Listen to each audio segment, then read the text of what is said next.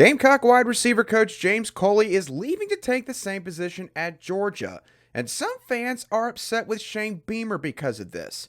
And I really cannot understand why. You are Locked On Gamecocks, your daily podcast on the South Carolina Gamecocks, part of the Locked On Podcast Network, your team every day. Hello, Gamecock Nation, and welcome back to the Locked On Gamecocks podcast. I'm Andrew Line, the host of this podcast, and also the lead publisher for Gamecock Digest over on Fan Nation. Thank y'all so much for making the Locked On Gamecocks podcast your first listen or watch for your team every day. We are free and available, as always, both on YouTube and wherever you get your audio podcasts daily. Today's episode is brought to you by FanDuel. Make every moment more as new customers can join today and get $150 in bonus bets if your first bet of $5 or more wins. Visit FanDuel.com/lockedon to get started. South Carolina football fans got some unfortunate news on their social media feeds this past Saturday, as it was reported by 24/7 Sports national college football reporter Matt Zenitz that Georgia is expected to hire South Carolina wide receivers coach James Coley. And understandably, a lot of people are not very happy with this because James Coley has literally only been here for a little over 40 days now. Never even got to see the guy go out there on the practice field with South Carolina's football team. And now one of the Gamecocks' biggest SEC rivals, if not their biggest, in the Georgia Bulldogs, is luring him away. But some people are directing a lot of their angst towards Shane Beamer, which, in my opinion, is completely unfair. Let's start off with this. This is a business, and sometimes business gets a little bit dirty. Now, dirty can mean a couple different things in this case. Dirty can mean that another program and or person actually does something that kind of goes against the rules to a certain degree, something that is not viewed in a very high light by other people or maybe by other fan bases, but they're able to get away with it because everybody kind of does it in the sport of college football. But dirty can also mean the fact that something happens that you just personally don't like, whether it's something that goes against your moral compass or it affects your favorite team. And obviously in this case, if you're a South Carolina fan, with all the excitement that was building up because of the recruiting ability that James Coley was going to bring to this offensive staff, it's very understandable why Gamecock fans are very upset about this. But again, at the end of the day, you have to remember this is a business, and especially when you deal with SEC coaches, guys that have been around in this conference at a couple different schools, this kind of stuff can absolutely happen. And that leads me to the next point that I want to make here. Shane Beamer is not an idiot, okay? I'm not saying that y'all are saying that he's an idiot, but again, the amount of anger that some people have with Shane Beamer, and people now looking back retroactively and saying that Shane Beamer should have never hired James Coley in the first place because this could have happened, that's just a loser's mentality, in all honesty. Shane Beamer has had this happen to him before, obviously. His first offseason had happened to him several times. Mike Bobo and Will Friend both getting hired by Auburn. Tracy Rocker, the defensive line coach that he was going to hold on to, eventually also went to Auburn, then went to the Philadelphia Eagles that same offseason. Des Kitchings, his running backs coach, went on to the NFL for a year before going back to the college ranks, I believe, in 2022. So Shane Beamer, he has dealt with this, and because of it, I'm pretty certain now that he has his own protocol and contingency plan in place in case something like this were to go down. And knowing how much of a hot commodity James Coley is to a lot of other football programs, particularly in the SEC and ACC footprint, Shane Beamer had to know when he brought Coley into this program that there was a chance this could happen. It's why you put a buyout of $450,000 into that contract, and I can guarantee you South Carolina is going to get every single penny of that from Georgia for them hiring James Coley away from South Carolina. Also, you have to imagine that Shane Beamer always keeps a small list of other coaches that he might look at should a certain position open up. Every single head coach does that. Shane Beamer has alluded to this in the past, and I'm certain that he did the same thing here when he hired James Coley at the wide receiver coaching position. And again, I want to reiterate, if you are unhappy with Shane Beamer here to the point where you are saying that he should have never gone after James Coley because this could have happened, you are basically saying that Shane Beamer should never take risk. He should never take chances and go after coaches that are universally well-liked, whether it is for how they are as a person or how they are as a coach and or recruiter or both. And in this case, James Coley, he is a guy that has bounced around to several high major programs in the sport of college football. He is well traveled in the Southeast, so a lot of people know about him. And sometimes, again, this is just what happens. Georgia, let's just be honest, right now is viewed as a much better program than South Carolina. Won 2 national championships, basically contending for the SEC title every single year. Maybe that changes a little bit with the new scheduling model that's set to come out next year when Texas and Oklahoma join the conference and with things getting a lot tougher for every single team overall in this conference. But James Coley has worked at Georgia. He's worked at Georgia for several years, and sure, when he was last there, things did not end very well, but that was when Coley was a coordinator. As a position coach, Georgia still views him in a very high light, including head coach Kirby Smart. So, Shane Beamer should not be hiring in fear. In essence, he shouldn't be hiring guys and then sitting there and wondering, well, what if this coach decides to go after him, or this program decides that they're going to take a swing at this guy? He should never do that. If anything, it is a compliment to the hires that Shane Beamer makes if other coaches that same offseason are trying to go after them. That's actually a tip of the cap, so to speak, to Shane Beamer getting the guy on his staff in the first place. Now, real quickly, let's talk about the overall effect this is going to have. Somebody asked me either on social media or on YouTube over the weekend, is this going to be a negative for South Carolina because James Coley now might know the offensive playbook? He might have intricate knowledge of the entire system.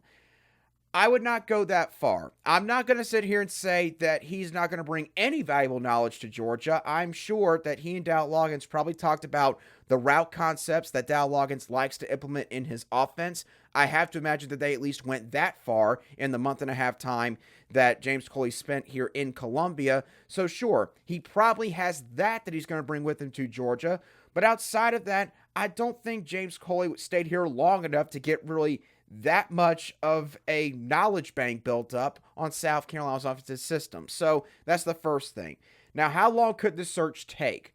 I don't think it's going to take very long. If I had to give you a timeline, I would say maybe week and a half, because we're just, as of this show, we're 4 days away from the start of March, which means that spring practice is right around the corner.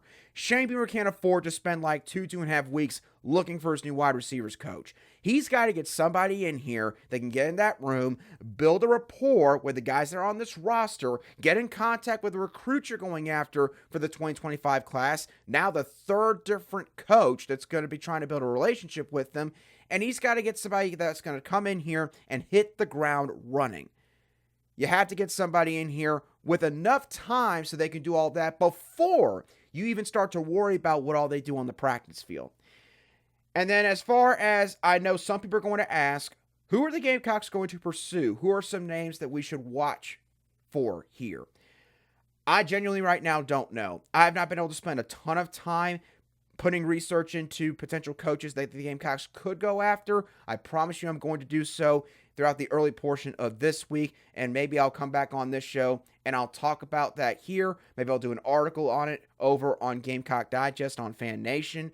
But either way, right now, I think it's safe to say that in terms of well-known guys, there are not going to be very many guys like that on this list. I think that there is a chance Shane Beamer could go after someone that maybe we've never heard of before.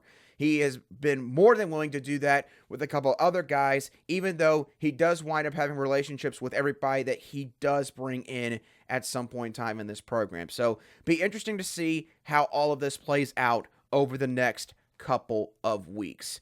What's also going to be interesting to see play out is how South Carolina's men's basketball team finishes their season. But it's not just South Carolina that Gamecock fans need to pay attention to. There are 3 other teams that Gamecock fans should not only watch, but also pull for as far as the Gamecocks' final resume is concerned when it's put in front of the selection committee in March. I'll discuss those 3 teams in just a couple moments right here on Locked On Gamecocks. Today's show is brought to you by FanDuel. Get buckets with your first bet right now on FanDuel, as new customers can get $150 in bonus bets with any winning $5 bet. That's $150 if your bet wins. We don't have too many games going on in the NBA world today, but there is a very interesting one taking place later tonight between the Miami Heat and the Sacramento Kings. Now, the Kings are 7.5-point favorites per the odds makers at FanDuel. The money line for this game is set at plus 235 for the Heat and minus 290 for the Kings. Both teams have done well on the road and at home this season. The Heat's road record is 16-12, while the Kings' home record is 16-9. So, shaping up to be a very close game here tonight. That 7.5-point spread might be pretty interesting if you want to bet on that, or maybe you want to look at any other games, players, and or teams. If so, just visit FanDuel.com/lockedon and shoot your shot with FanDuel, an official sportsbook partner of the NBA. Welcome back to this Monday edition of the Locked On Gamecocks podcast, where we cover your South Carolina Gamecocks every single day. And as always, a big thank you to each and every one of you everydayers who make the Locked On Gamecocks podcast your daily listen, wherever you get your audio podcast daily, or your daily watch on YouTube. Now, when looking at this men's basketball season, obviously for Gamecock fans, you're mainly paying attention to what the Gamecocks' current resume looks like. You're the one looking at the net rankings for South Carolina. You're looking at their Quad 1 and Quad 2 records. You're mainly paying attention to your team, and that is, again, something that is to be expected. But the thing that's unique about basketball, and also baseball to a certain extent, is that you also need to pay attention to what other teams do, specifically teams that your team has played. And for South Carolina, the resume, it is looking better, even though they have 2 Quad 3 losses, thanks to Georgia and LSU. But there are 3 other teams that could help them bolster that resume even further that South Carolina fans need to watch and pull for over the next few weeks. Now, again, if you don't know very much about the net rankings, here's all you really need to know. Quad 1 and Quad 2 wins, those are what you want for your resume. Most game results at this point in the season in terms of a Quad 2 win or a Quad 1 loss, they cannot be changed for better or worse. But there are a few that could be altered over the next 2 weeks based on a couple game results. Now, South Carolina's current Quad 1 and 2 record is 9-3, which is pretty good, but it could get better based on what these 3 teams do. So let's start off with the Ole Miss Rebels. Now, the Rebels' current net ranking is 75th. It was 76th on Sunday, but has moved up a spot since then. And that's good for the Gamecocks, because that means that their win that they got this past Saturday against the Rebels is now a Quad 1 win. If the Rebels were 76th or worse, it would not have been a Quad 1 win for South Carolina. So, what the Gamecocks need here is they need the Rebels to stay in the top 75 in the net rankings in order to keep that road win a Quad 1 win. And Ole Miss, they got a mixture of easy teams and also some challenging teams that they're going to be playing in the final 4 games of the season. They play Alabama later in the midweek this week. Bama is 6th in the net rankings. They play them at home. And so that's a big opportunity there for Chris Beard and Ole Miss. Then they play at Missouri, at Georgia, and versus Texas A&M to round out their regular season. So there is a path for Ole Miss to finish the season 4-0, but obviously that Bama game especially is going to be a really big challenge. Now, another team that Gamecock fans are going to have to pull for here is the Florida Gators. Now, the Gators are currently ranked 31st in the net rankings. South Carolina has yet to play Florida this season. That will change this coming Saturday. And obviously, for Gamecock fans, you want to win that game. But here's what Gamecock fans need to happen. They need South Carolina to defeat Florida on Saturday. And then you need to become massive Gator fans. You need to pull for Florida to finish out this regular season strong. Florida plays Missouri in the midweek this week. Then they play at South Carolina. Then they come back home for a really big game against Alabama. A game that, again, in my opinion, they could win there. So if they can knock off Bama, who again is 6th in the net rankings, and then just make sure they don't trip up in the regular season finale at Vanderbilt, then Florida, they could finish this season 3-1 potentially. And even if they lose to South Carolina, they get that win against Alabama, it will more than make up for it. So if you're South Carolina, you want Florida to remain in the top 30 and get a win against them at the same time this coming weekend. The last team that South Carolina fans need to pull for the rest of this season is the Virginia Tech Hokies. Now, the Hokies, they are currently ranked 56th in the net rankings. South Carolina has already played Virginia Tech this season. It was a neutral site game. I believe it was just their second game of the season. So this game took place a long time ago at this point. But right now it is considered a quad 2 win for the Gamecocks. Now here's what South Carolina needs to have happen here. They need Virginia Tech to jump into the top 50 in the net rankings in order for that neutral site win to become a quad 1 win. And the Hokies remaining schedule, again, kind of like Ole Miss's that I mentioned earlier, mixture of tough games, but also some easy games. They play at Syracuse. That's going to be a tough one. Then they take on Wake Forest at home. Wake Forest is currently 25th in the net rankings. So a big quad 1 opportunity there for the Hokies. They have won some big games at home this season, so you definitely should not count them out in that regard. Then they go on the road and play at Louisville, and then they finish the season against Notre Dame at home. Although it likely will not happen, you could see a path where Ole Miss and Virginia Tech go 4-0 to finish out the regular season, and Florida finishes out the regular season 3-1. And if you're a Gamecock fan, that's kind of what you want, because if all of those results play out in that fashion, that means that South Carolina would have a chance to potentially have as many as 7 quad 1 wins on their resume.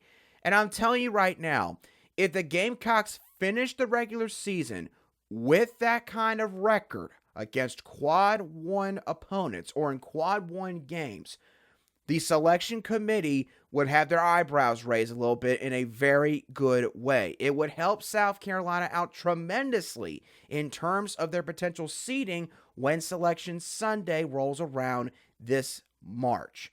So, you need to obviously pull for the Gamecocks to finish this regular season strong, but at the same time, you need to pull for Ole Miss, you need to pull for Florida outside this next Saturday, and you also need to pull for Virginia Tech as well. Now, the Gamecocks obviously just played Ole Miss this past Saturday, as I mentioned a little bit earlier, and there was one particular player that had a really big game against the Rebels. And that is a good sign, not just for that player, but for this entire team moving forward. I'll discuss that player and why this performance is such a big deal in just a couple moments right here on Locked On Gamecocks.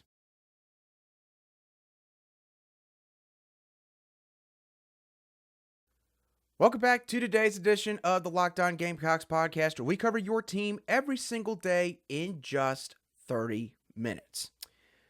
All right, South Carolina obviously got a very convincing win over the Ole Miss Rebels this past weekend. It was a win that they desperately needed. South Carolina had a whole week to sit there and think about the blowout loss to Auburn and then the absolute collapse that they had against the LSU Tigers 2 Saturdays ago.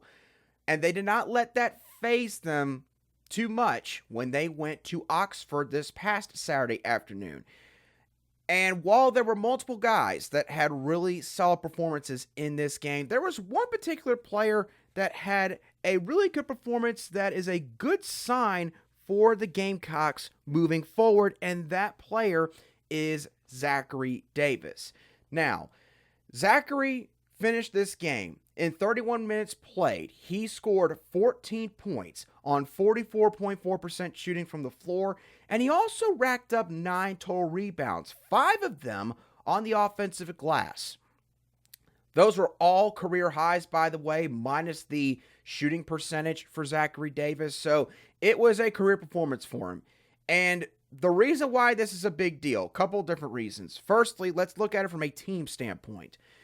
South Carolina announced not long before this game against Ole Miss on Saturday that Miles Studi was not going to be playing because apparently Miles Studi now has a sprained knee that he suffered in spring practice, the injury that is.